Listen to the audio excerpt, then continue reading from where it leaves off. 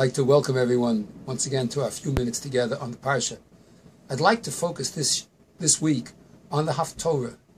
This week, of course, we fasted on Shivas B'Tammuz and the 3-week period of mourning over the breach of the walls of the Beis HaMikdash and ultimately the destruction of the Beis HaMikdash is what we're mourning over. And that period of time was a total of 3 weeks. Yirmiyah, in his early prophecies, in Perek Aleph, that's this week's Haftorah, speaks just about the impending destruction of the Beis HaMikdash. The words that the Haftorah uses are quite instructive. Although it's quite extensive and we could spend some time on it, I'd like to focus beginning with Pasuk Yud, where Hashem says to Yirmiyahu, Re'ei, see, hifkadeticha hayom hazeh, I have appointed you on this day, al hagoyim, on the nations, va'al amamlachos, and on all the kingdoms, linsoch, in order to destroy, vilintotes, in order to tear down, laha'avid, to get rid of, vilaharos, and to annihilate, livnos, vilintoa, to build and to plant. One thing that's very interesting about this pasuk, says Rav Shamshon Hirsch, is that the original goal of all these 4 forms of destruction was only for 2 purposes. Livnos vilintoa, all the destruction, all the tearing down, the destruction of the Beis HaMikdash. The tearing down of the Beis HaMikdash was only livnos vilintoa, in order to ultimately build and to replant. Even more interesting, perhaps, at the beginning of the pasuk, is that Yirmiyahu was appointed as a Navi, as the pasuk says, al hagoyim va'al mamlachos, on the nations and on the kingdoms. The Jewish people's mission in this world is not one that is particularized only to the Jewish people.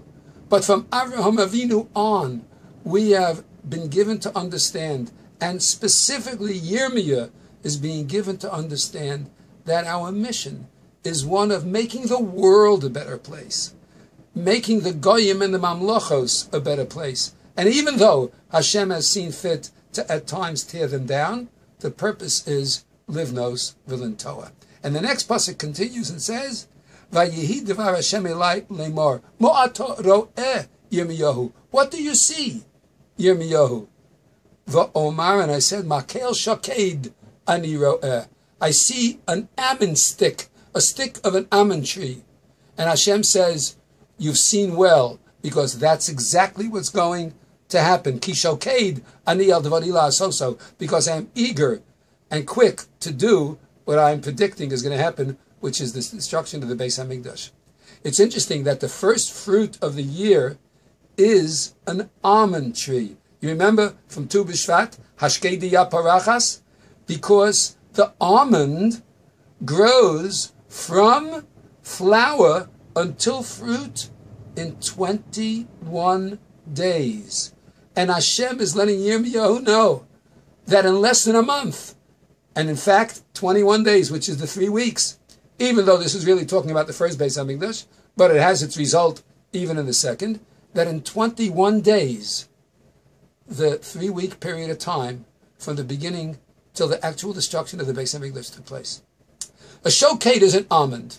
There's a famous story about Reb Shlomo Zalman HaKohen Kook, who was the father of the first chief rabbi of Eretz Yisrael, Rav Avram Yitzchak HaKohen Kook. And he once went on a trip to Europe, and he was welcomed as an emissary from Eretz Yisrael, and they said to him, in our town, we're having a terrible, terrible machlokas. It's destroying the town. Can you say anything to us that will help us to deal with this machlokas? So Rabbi Kook got up and he said, you know, there are 2 types of almonds in this world. There's an almond that is bitter at first and then becomes sweet. And there's an almond that is sweet and then becomes bitter. Machlokas is the same way. And shalom is the same way. Machlokas is very sweet at the beginning. When you are telling somebody off, when you are giving it to them, as they say in Yiddish, Ich habe reingesorgt in Tatens Tate rein. I really let him have it. What a good feeling. But the end of that is very, very bitter. Like the almond that's sweet at first and then becomes bitter. Shalom, on the other hand, amongst the Jewish people, at first can be quite a bitter pill to swallow. Because it means we have to be mevater. We have to give in a little bit. We have to move our parameters and our ends in order to make the shalom amongst Klal Yisrael that's absolutely necessary. And since in the 3 weeks the Beis Hamikdash was destroyed because of lack of shalom, this second almond, the one that's bitter at first but sweet at the end, is the one that we're talking about in the Makel Shaked, that we're trying to bring about the quick peace amongst Klal Yisrael so that the world can be more at peace. Of course, this rule of the Makel Shaked and the bitterness to try to make peace applies universally. We know that has limitations. With people who are out to destroy you, it can't be done. But amongst ourselves, in this period of time, if we can seek to make some shalom in families, friends, husbands and wives, parents and children, grandchildren, teachers, students, rabbis, congregants, everyone together, there's a chance. Because in those 3 weeks, we have an opportunity to reverse the Makel Shaked Ani Roeh. Because the ultimate purpose is Livnos Vilintoa, to build and to plant. Have a great Shabbos.